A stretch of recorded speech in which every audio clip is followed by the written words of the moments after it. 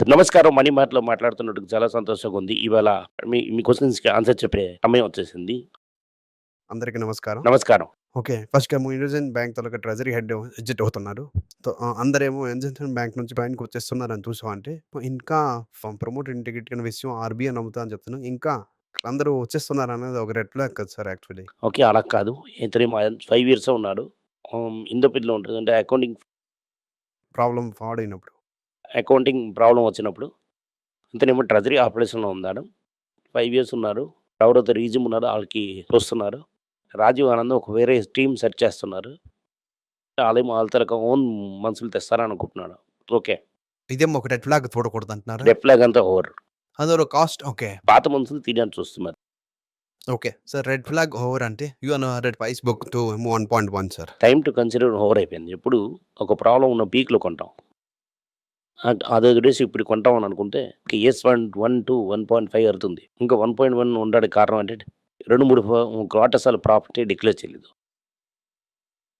ఎప్పుడైతే profit declare చేస్తారో ఇంకా స్లైట్‌లీ లెస్ అవుతుంది. బెస్ట్ టైమ్ టు పెంచడం స్టాక్ అయిపోయింది. ఓకే. సార్ నెక్స్ట్ అవుతున్న క్రూడ్ ఆయిల్ ఇష్యూ. పెద్ద లెవెల్‌లో ఎళ్తుందని ఇంకా ఇంత బేగా సెటిల్ అవ్వదని చెప్పిన ఒక విషయాన్ని చూడొచ్చు. క్రూడ్ ఆయిల్ ఇంక్రీజ్ అయిందంటే వరల్డ్ లెవెల్‌లో ఇన్‌ఫ్లేషన్ ఇంక్రీజ్ అవుతుంది. ఇన్‌ఫ్లేషన్ ఎక్కువయిందంటే ఫెడ్ ఇంట్రెస్ట్ రేట్ కట్ చేయడానికి ఆలోచిస్తారు. కట్ చేయరు. ఇంట్రెస్ట్ రేట్ హైలోనే వస్తారు. నేను ఒకటి చెప్తాను అనుకుంటున్నాను. 5,200 ఉంది. 5,200 ఉన్నదిప్పుడు. ఇయర్లీ 15,000-16,000. ఇప్పుడేమో 1,000-2,000కి వెళ్తుందా? ఎవ్రీ డే ఎళ్ళదిది. ఓకే. గోల్డ్ మంచి రన్ చేసింది లాస్ట్ 36 మంత్స్‌లోని. మేబీ ఇక్కడ బ్రీచ్ చేయొచ్చు అనుకుంటాను. బ్రీచ్ కూడా చేయని. కొంచెం ఊపిరి తీసుకున్నట్టుగా ఉంటుంది. చాలా 2, 3 మారథాన్‌లు చేసింది ఒక రోజులోని. కొంచెం ఊపిరి తీసుకుందంటే ప్రాబ్లమ్ ఏట్లేదు కదా! ప్రాబ్లమ్ ఏట్లేదు. మీరు అనుకున్నట్టుగా ట్రంప్ ఏమో ఇంట్రెస్ట్ రేట్ పెంచడానికి ఒప్పుకోరు. ఇండియా ఒక ఎగ్జాంపుల్. ఇండియాలోని ఇప్పుడే మింట్‌లో ఉన్న దాంట్లోని నిత్యావసర రేట్లు పెంచడం లేదని అంటున్నారు. ఇవాళ ఏంటి క్వెషన్ అంటే సిలిండర్ రేట్ ఏమో ₹65 పెరిగింది. ఇంకా డెలివరీ చేయడం ఇంకా కొద్దిగా అమ్మడానికని ఇంకొద్దిగా అడుగుతారు. ₹75-80 డెఫినెట్‌లీ పెరుగుతుంది. రైటా? కమర్షియల్ సిలిండర్ ₹200 పెరిగింది. కమర్షియల్ సిలిండర్ 10% పెంచేసి రెస్టారెంట్‌ల మీద డబ్బులు పెరగదని అనుకుంటున్నారా? డెఫినెట్‌లీ పెరుగుతుంది. పైన ఇంటి తింటున్న వాళ్ళందరికీ డబ్బులు పెరుగుతుందా? పెరగదా? పెరుగుతుంది. అది నిత్యావసర రేట్లు పెరిగినట్టుగే కదా! సార్ అది ఇన్‌ఫ్లేషన్ బాస్కెట్‌లో ఉంచాను సార్. అవంతా వదిలేయి. నిత్యావసర రేటే పెరగదంటున్నారా? నిత్యావసర సెపరేట్ పెరగదని చెప్తారు. కానీ రియల్‌గా పెరుగుతుంది. ఇప్పుడు మార్చ్ న్యూస్ వచ్చేసింది. ఇప్పుడెంత సాలరీ హైక్ వచ్చింది. ఓకే. కంపెనీలో 6-7% హైక్ ఇస్తున్నారు. సో, మిడిల్ క్లాస్‌కి ఒక ఆళ్ళ చుట్టూన ఒక సర్కిల్ చేసినట్టుగా డీల్. ఓకే. ఒక 18 నెలల ముందేమో రూపాయి ఆమె 82లో ఉంటది. 85లో ఉంటది. ఇప్పుడు 92కొచ్చేసింది. మీరు ఒక 8-9% తగ్గింది. ఎడమ వాళ్ళు డెఫినెట్‌లీ పెరిగింటది. ఎందుకంటే అది అది కొంటున్నాం కాబట్టి. ఎడిబుల్ ఆయిల్ డెఫినెట్‌లీ పెరిగింటది. పరుపు రేట్ కూడా డెఫినెట్‌లీ పెరిగింటది. రైటా? అంతే సార్.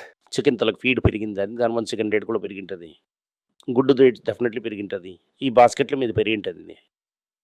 దానివల్ల ఇంకా దీనివల్ల ఇంకా మళ్ళీ పెరుగుతుందిప్పుడు. Okay sir. ఓకే. దీనివల్ల నిత్యావసర రేటు పెరగదని గవర్నమెంట్ చెప్పిన అతను పెరగకుండా ఉండదని. అమెరికాలో ఇంకా అయిపోయింది ఆళ్ళు పెరగలేదని చెప్తున్నారు అతను. ఆళ్ళొక దీంట్లో ఉన్నారు ట్రంప్. ఇంకా కొత్తగొచ్చినోళ్ళు ఏం చేస్తారు? ముందు అగ్రెసివ్ రేట్ పెంచుతానని చెప్పారు. ఇప్పుడు అడిగామంటే నేను రేట్ పెంచను. రేట్ కట్‌కి అవకాశం ఉందట. నాకది తెలియనులే. End of the day AI వల్ల ఏం ప్రొడక్టివిటీ వస్తుందని. ఇంత క్లియర్‌గా ప్రొడక్ట్ మనకు తెలియలేదు. You will replace your computer on the productivity పెరిగింది. ఏఐ వచ్చిందంటే ఏం ప్రొడక్టివిటీ పెరిగిందనేది. ఓకే. నాకు నా తెలివితేటలకి అంత తెలియలేదు. క్లారిటీ లేదు. ఓకే. నెక్స్ట్ రివల్యూషన్ నువ్వే అంటున్నావు. రివల్యూషన్ అని నువ్వు చెప్తున్నావు. అది రివల్యూషనా? అన్నది క్వెషన్ అది. ఇప్పుడేమో క్లౌడ్ ఏమో యూజ్ చేస్తున్నారు.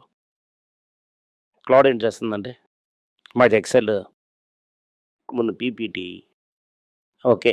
నా అసిస్టెంట్ లేకుండా మేక్ మీ పీపీటీ అంటే పీపీటీ చేస్తుంది. ప్రాంప్ట్‌ని అడుగుతానని చేస్తున్నదది. రైటా? నాకు ఈమెయిల్స్ సెండ్ చేస్తుంది. నా దగ్గర సెక్రటరీ లేకుండా పని చేయొచ్చు. నాకు 25 సంవత్సరాల సెక్రటరీయే లేదు. కంప్యూటర్ ముందేమో అసిస్టెంట్ ఉండేవాడు. కంప్యూటర్ వచ్చిన తర్వాత నాకు అసిస్టెంటే లేడు. సో, అసిస్టెంట్ ఎవరికి లేరు. ఒక 4 ఈమెయిల్ ఆళ్ళే చేస్తారు. ఇప్పుడు ఆయిల్ మెయిల్ని ఆల్రెడీ డిక్టేట్ చేస్తుంది. చార్ట్ చేపించొస్తాను లెటర్ వేస్తుంది. చూస్తానే తెలుస్తుంది వాళ్ళతో ఇంగ్లీష్ చేయటం ఉందని. చార్ట్ తెప్పించాలి కదా టర్మ్స్ యూనియన్ తెచ్చిపోతుంది. Right sir. ఇది తప్ప ఇది చెప్పడం వేరే మీనింగ్ఫుల్గా చేస్తుంది, కాంట్రిబ్యూట్ చేస్తుంది అనేది నాకు తెలీదు. సార్ ఇప్పుడు ఏం టిప్స్ సార్? నేను చెప్తున్నాను కదా, నాకు యూజ్ఫుల్ అవుతుంది. నాకు ఎలాగ యూజ్ఫుల్ అవుతుందంటే, నాకు 20 కంపెనీ చూడడానికి 10 రోజులు అవుతుంది. 25 కంపెనీ 2 అవర్లో చూసేస్తాము. ఇంక్రీజెస్ మై ప్రొడక్టివిటీ ఇంక్రీజ్ చేస్తుంది. అసలు కెమెరా మన ప్రొడక్ట్ ఇంక్రీజ్ చేస్తేనే జనరల్గా వరల్డ్ వైడ్ ఇంప్రూవ్ చేస్తుంది. Okay sir. డన్. నెక్స్ట్ అవుతున్నాను సార్. ఇంటర్నేషనల్ మార్కెట్‌కి ఎలాగుంటుంది సార్ ఈ వారం? ఇది చాలా బ్యాడ్గా ఉన్నది. ఇప్పుడు మేము మాట్లాడుతూ ఇరాన్ ఏది చెప్పిందంటే, నేను నైబరింగ్ కంట్రీని అటాక్ చేయను అలాగని చెప్తున్నారు. అక్కడ నుంచి మిసైల్ వేసి మళ్ళీ చేస్తారా?